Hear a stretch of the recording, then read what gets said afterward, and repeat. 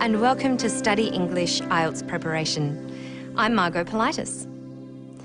One of the criteria used to assess your writing in the IELTS test is called grammatical range and accuracy. The examiners will look at the number of mistakes you make and also at the range of sentence types you use. What is the range of sentence types? There is a simple sentence, like this. Pollution is a problem. This example shows you the basic structure. A subject, pollution, a verb, is, and the object, a problem. A simple sentence can have more words than this. You can add adjectives. Pollution is a serious problem. Air pollution is a serious problem. And you can add information with a preposition like in. Air pollution is a serious problem in the city. Or from. Air pollution from cars is a serious problem in the city. So a simple sentence doesn't have to be short or simple. Most of the time, the thing that's simple about simple sentences is the idea they express. Listen to some typical simple sentences in this piece about an old theatre. It's a lovely theatre. It has excellent acoustics. It's a classic three-tiered horseshoe-shaped auditorium. You tend to use simple sentences for straightforward information. It is a lovely theatre to work in. It has excellent acoustics. You can add detail, but the idea is not complicated. Listen again. It's a classic three-tiered horseshoe-shaped auditorium.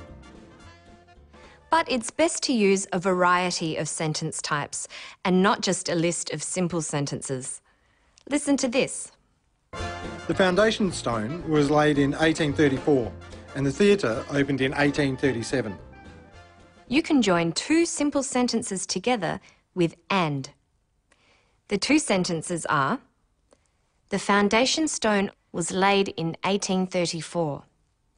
The theatre opened in 1837. Joining them with and gives you a compound sentence. Listen again. The foundation stone was laid in 1834 and the theatre opened in 1837.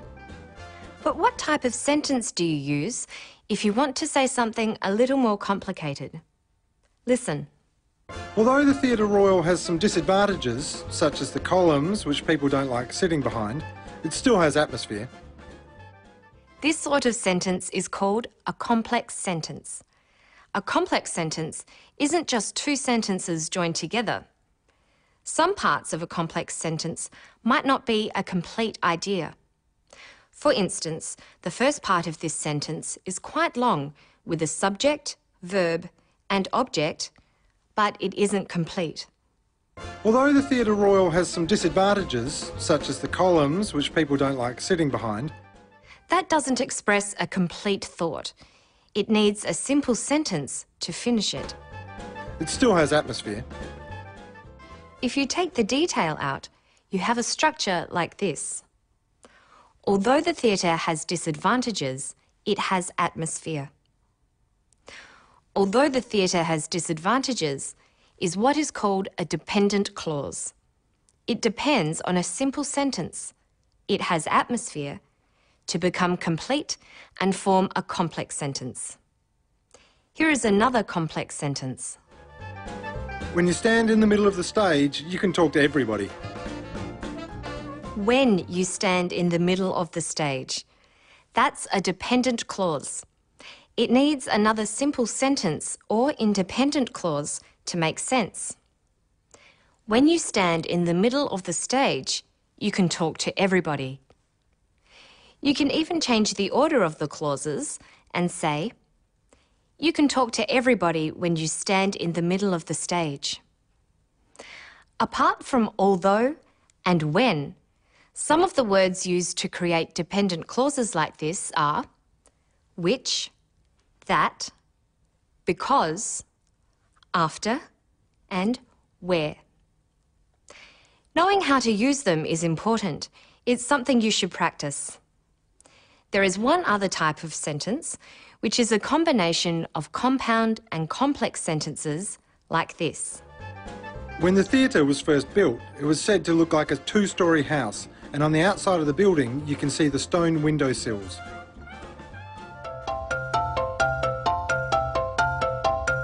Normally, people use a range of sentence types, as we've seen with the man talking about the theatre. It's your ability to use these various sentence types that the examiners notice. Listen as he finishes with a complex sentence, a simple sentence, and a complex compound sentence. If I could sum up this theatre in a few words, I suppose I could call it an international theatre star. This is the oldest theatre in Australia. It's been operating for 159 years and, who knows, it might still be here in another 159 years. His first sentence was complex. Sentences with if are mostly complex because an if clause depends on another sentence to make sense. Listen. If I could sum up this theatre in a few words, I suppose I could call it an international theatre star.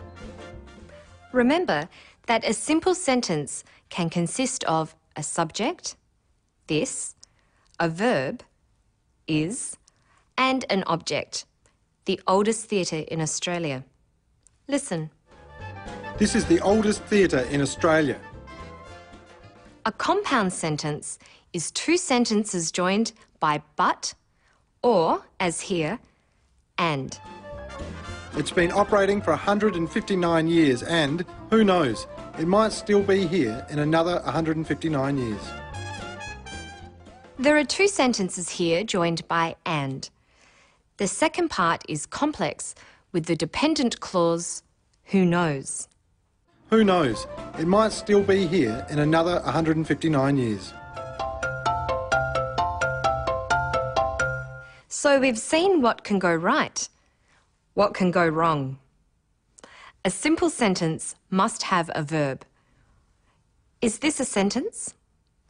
The house in the country. No, it looks like a sentence, but there is no verb. Let's add a verb.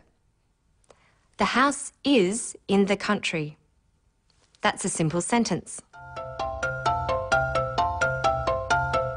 The main problem people have with compound sentences is a mistake called a run-on sentence. It's when two simple sentences are run together without using a conjunction, such as and or but. Look at this. The theatre is small. It is beautiful. That's a run-on sentence. It's either two simple sentences, the theatre is small, it is beautiful, or it's a compound sentence. The theatre is small, but it is beautiful. So let's recap. A simple sentence is basically a subject, pollution, a verb, is, and an object, a problem. It's also called an independent clause. A compound sentence is two independent clauses joined by a conjunction such as and, but, or so. A complex sentence is a combination of a dependent clause or clauses with an independent clause. It's a good way to express some of your ideas in an essay. Be careful. Using too many simple sentences can make your writing choppy and dull, and too many long sentences can make it difficult to follow your ideas. So use both. That's all for now. To find more information about sentence types, visit our Study English website. Good luck with your studies.